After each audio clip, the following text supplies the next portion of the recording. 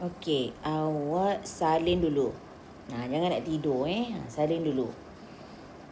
Yang ni kita akan ada dua benda hari ni, perubahan dengan masa. Okey, jadi kita akan pergi kepada kadar perubahan dengan perubahan kecil. Jadi awak tengok muka surat yang perubahan kecil dulu. Tengok muka surat yang perubahan kecil.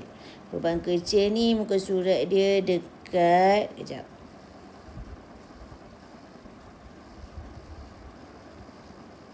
Ni 40. Muka surat 40.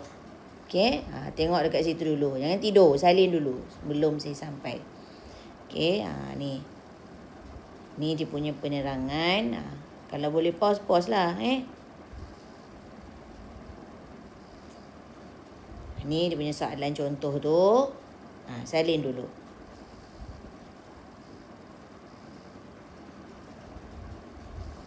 Pause kalau tengah salin tu.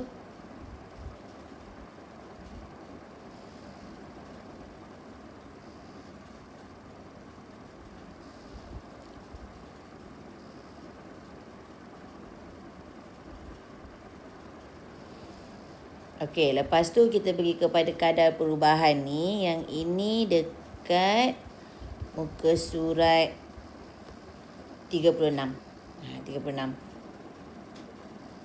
Okey.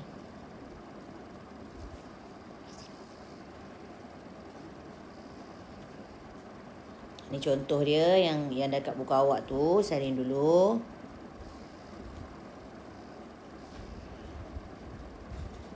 Jangan meleceh-leceh salin. Jangan nak tidur, jangan nak apa. Salin je, bukan susah no.